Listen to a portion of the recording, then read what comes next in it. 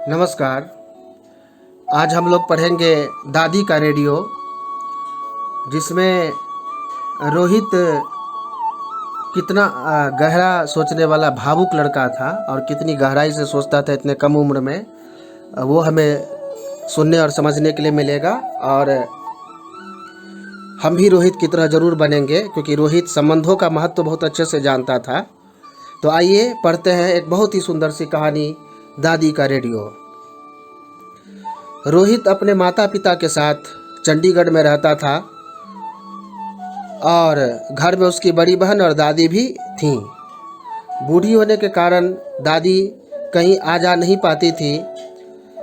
रोहित को अपने दादी से बहुत प्यार था और दादी उसे और वो जो उसकी बहन थी उसको भी नई नई कहानियाँ सुनाया करती थी।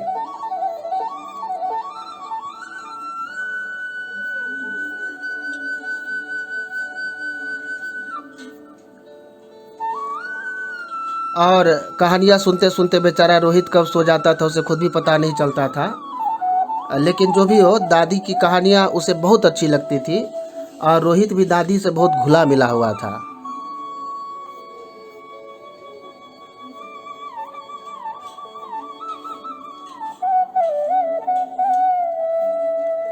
रोहित दादी को अपने स्कूल और मोहल्ले की बातें बताता। वह दादी को रेडियो और टेलीविज़न पर सुने समाचार भी सुनाता, इसीलिए सब उसे दादी का रेडियो कहते थे। रोहित को छोड़कर घर में कोई भी दादी की बात नहीं सुनता था।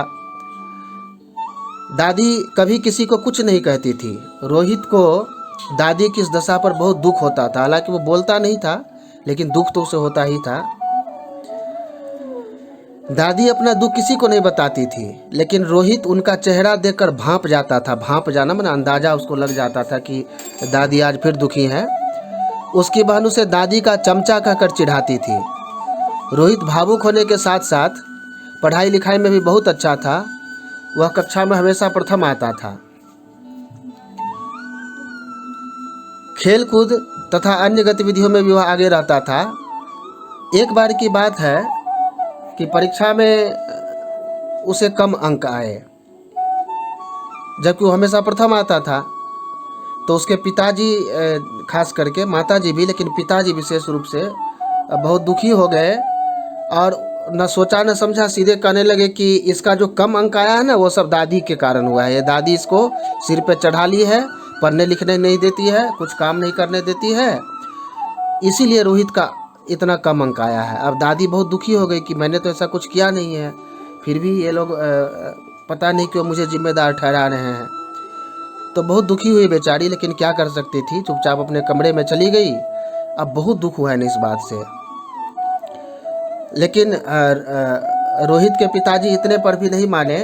वे और भी डांटते रहे अपने माँ को, मतलब रोहित के दादी को, कि माँ, आपके लाड़ प्यार ने इसे बिगाड़ दिया है, सारा दिन खेल कूद में लगा रहता है।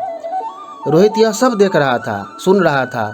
उसे अपने पिता का यह व्यवहार सही नहीं लगा। बड़ा दुखी हो गया बेचारा। चुपचाप अपने कमरे में चला गया और फूट फूट कर रोने लगा। उसका रोना सुनकर उसके माता पिता हड़बड़ा उठे। उसके कमरे में गए और जब बिजली का बटन दबाया और कमरे में प्रकाश फैल गया तो रोहित बेचारा सहम गया। उसने अपने पास रखी एक कॉपी को कसकर पकड़ लिया और अपना चेहरा उससे छिपाने लगा।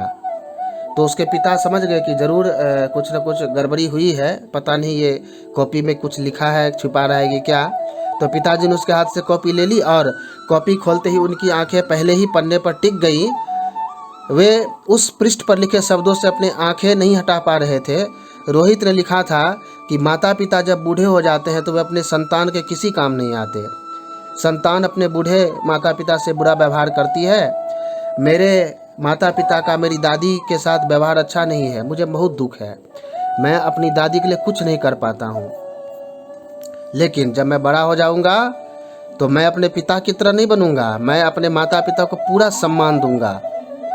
अब रोहित के ये शब्द पढ़कर उसके पिता और माता दोनों की आंखों से पश्चाताप के आंसू बहने लगे। दोनों को बहुत दुख हुआ। उन्होंने प्यार से थपकी देकर रोहित को सुला दिया और सुबह जब रोहित की नींद खुली तो सूरज निकल चुका था। वह उठकर अपनी दादी के पास पहुंचा तो उसे अपने कानों पर और आंखों पर विश्वास नहीं हुआ। उसके पिता और माता पहली रात की घटना के लिए दादी से क्षमा मांग रहे थे। यह दृश्य देखकर रोहित वापस जाने लगा तो उसके पिता ने उसे पुकारा।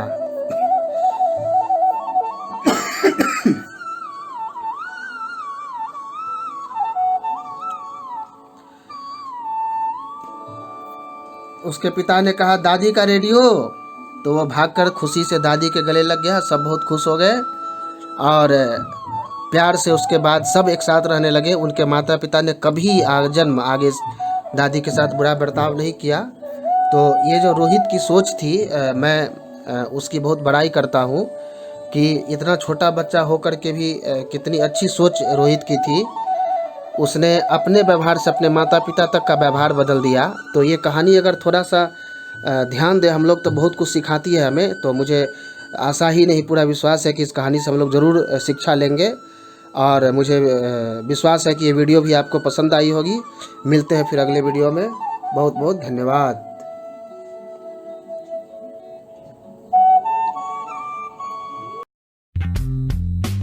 अगर आपने हमारे YouTube चैनल को अब तक सब्सक्राइब नहीं किया है तो आपको यहाँ सब्सक्राइब बटन दिख रहा है, इस पर आप क्लिक कीजिए और हमें सब्सक्राइब कर लीजिए। और साथ ही साथ इसके सामने एक नोटिफिकेशन बेल आ रहा है, इसे भी आप इनेबल कर दीजिए ताकि आपको तुरंत नोटिफिकेशन मिले जब भी हम कोई नई वीडियो अपलोड करें।